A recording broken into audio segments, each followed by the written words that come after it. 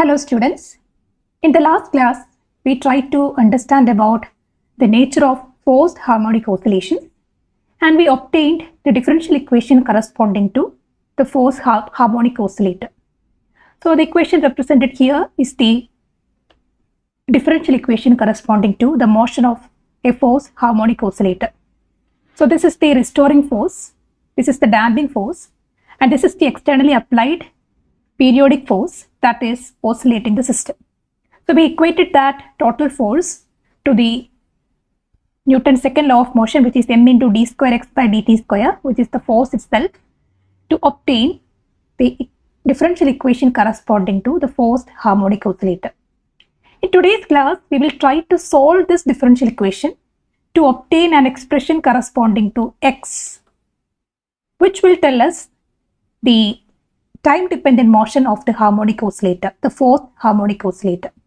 So we know this is a differential equation in x with respect to time t, and the solution will be x equal to a function of t, and this equation can tell us a lot about the nature of the motion of forced harmonic oscillator.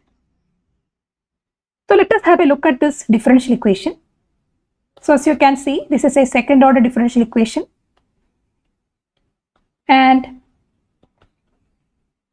you can bring some terms to the left hand side and the solution differential equation will look like d square x by dt square plus 2k into dx by dt plus omega 0 square x equal to f0 sin pt. So this is the final differential equation corresponding to a fourth harmonic oscillator, where we have substituted for certain terms and also brought certain terms to the left hand side to make it look like this. So this is the second order differential equation, and let us solve this differential equation. The solution of this kind of differential equation is of the format x is equal to a0 e raised to minus kt into sine omega t plus phi plus a sine pt minus theta. So this is the general solution of the differential equation of this format. We are not going into the mathematical part. As for now, let us take it for granted that this particular equation actually corresponds to the solution of this differential equation. Now in this equation, the first term actually corresponds to the motion of the damped harmonic oscillator or the damped oscillations.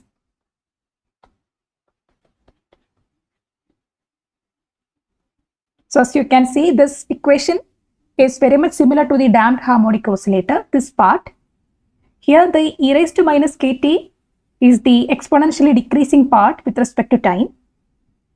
So as time increases, this first part, this term will be exponentially decaying.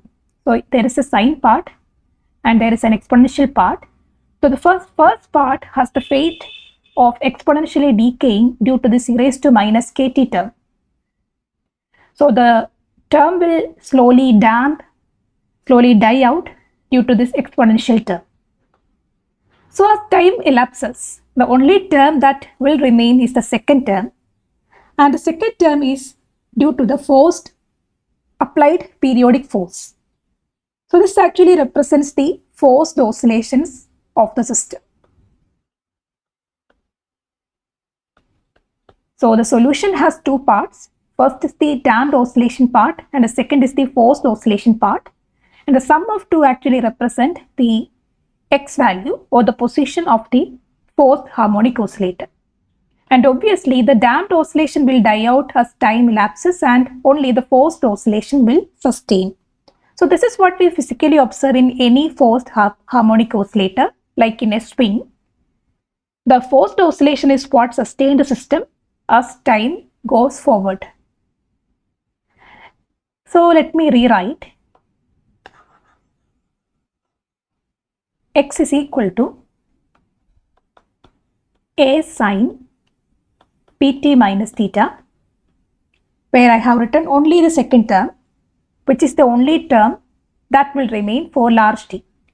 So for large t values, large time, I can equate x is equal to a sine pt minus theta, where I have neglected the first term because it will die out soon due to this exponentially decreasing term. Now let us substitute this value of x back into this differential equation to find out certain critical constant terms that are unknown to us. So if we want to substitute x back to this equation, we need to find dx by dt and d square x by dt square. So let us find that. So dx by dt will be a into p cos pt minus theta, and d square x by dt square will be a into p into minus sine pt minus theta, where I have taken the differentiation one more time with respect to time on this term. d square x by dt square is d by dt of dx by dt. So take one more time the derivative of this term with respect to time to get this equation. So this is equal to minus a p square sine pt minus theta. So we have d square x by dt square, dx by dt and x in our hand. Substitute back these terms into this equation number 1, the differential equation of fourth harmonic oscillator. We will get d square x by dt square is minus a p square sine pt minus theta. Then we need to substitute plus 2k into dx by dt. So that will be plus 2k into ap cos pt minus theta. And then the next term is plus omega 0 square into x. So that will be plus omega 0 square into x is simply a sine pt minus theta. So it is a sine pt minus theta. So this is the left hand side of the differential equation. I have substituted for d square x by dt square, dx by dt and x here. And the right hand side is simply f0 sine pt. So I can write this is equal to f0 sine simply pt, or since all the terms here are of the form pt minus theta, instead of writing just pt here, I am going to write pt minus theta plus theta. So that is simply the term pt itself. I have added and subtracted a theta term from the pt term. So it is simply pt itself. The argument of sine is simply pt. You will understand why I did like this after a few steps. So this is the equation, differential equation, where we have substituted for different terms. Our aim is to find the values of capital A, theta and so on, which are some constants that are very critical to be found out in the case of forced harmonic oscillator. Now, let us modify this differential equation a little bit. So in the left hand side, for the first term and the third term, we have sine pt minus theta multiplied by a as similar terms. So we can take these terms as common from the first term and the third term. So taking that term as common, which is a sine pt minus theta multiplied by the rest of the term is minus p square plus omega 0 square, which is simply omega 0 square minus p square. So that is the first term and the third term written together. Now the second term is simply 2k into p into a cos pt minus theta. Now this is equal to f0 sine pt minus theta plus theta. Let me make one more modification here. So this equation is of the form sin A plus B, where A is Pt minus theta and B is theta. I hope you already know about the expansion of sin A plus B. So we have sin A plus B is equal to sin A cos B plus cos A sin B. So here in this equation, it is sin A plus B, where A and B are Pt minus theta and theta respectively. So I can write this is equal to f0 into sin Pt minus theta into cos theta, which is sin A cos B, plus cos Pt minus theta into sin theta, which is cos A sin B. So this is the modified equation in our hand. Now let us look into this equation to find out certain values. Now this equation actually holds for all the values of time, all t values, and hence both the term on the left hand side and the right hand side should be matching for all values of t. That happens when the coefficients of the sine term and the cos term on the left hand side and the right hand side matches. I will show you how. Here we have a sin Pt minus theta term, right, on the right hand side. Similarly, on the left hand side, we have a sin Pt minus theta term. The coefficient of these two terms should be equal so that at all times this equation is valid. Similarly, we have a cos Pt minus theta term here on the right hand side and a cos Pt minus theta term on the left hand side. The coefficient of these two terms also must be equal so that this equation holds true for all values of t. So we can write the equation by equating the coefficients.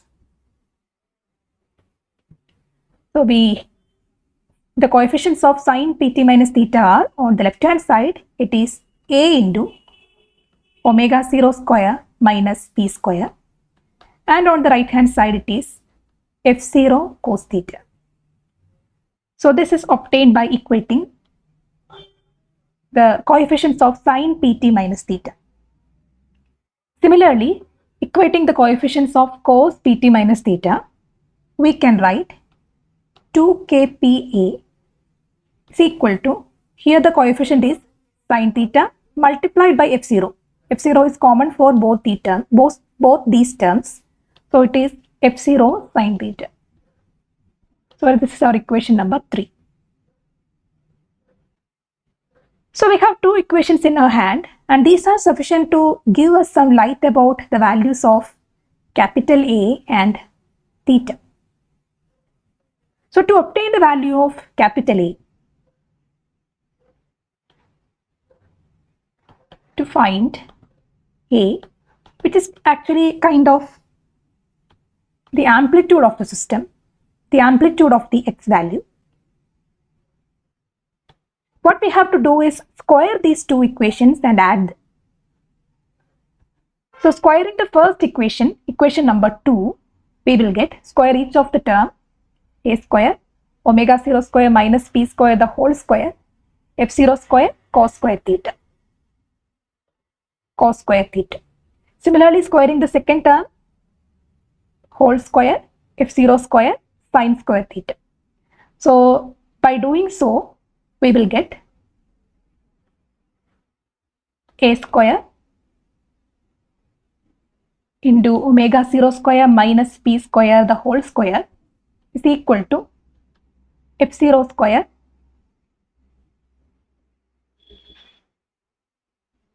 into cos square theta. Similarly, squaring the third equation, we get 4k square p square a square is equal to f0 square into sin square theta. Now adding these two equations together, at the left hand side together and the right hand side together, we will get a square into omega 0 square minus p square plus 4k square p square a square is equal to f0 square cos square theta plus f0 square sin square theta. Now on the left hand side we can take a square as common, that is a square into omega 0 square minus p square plus 4k square p square is equal to f0 square into cos square theta plus sin square theta. Now what is cos square theta plus sin square theta? It is simply equal to 1. So here in this term we can write a square is equal to f0 square into 1, because cos square theta plus sin square theta is 1, divided by omega 0 square minus p square plus 4k square p square. Now what should we do to find out the value of a?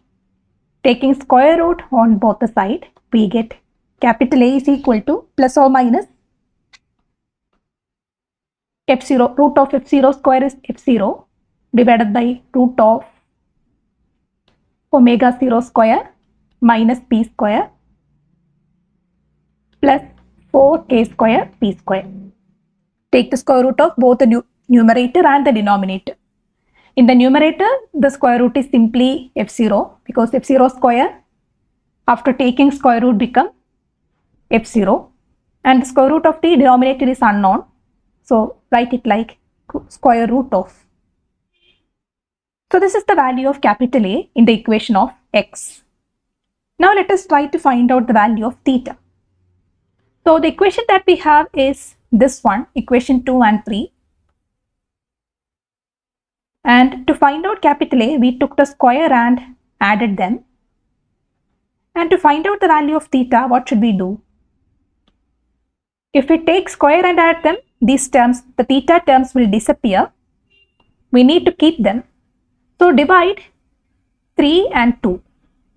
Equation 3 divided by equation 2. That will give you the value of theta. So to find theta, equation 2 should be divided by equation 3 on both the sides. So on the left hand side, the equation is 2kPa divided by a into omega 0 square minus p square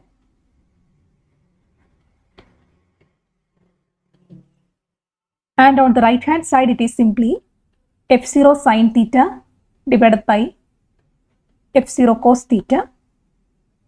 So the certain terms will cancel out, capital A will cancel out, f0 will cancel out, and sin theta by cos theta is simply tan theta.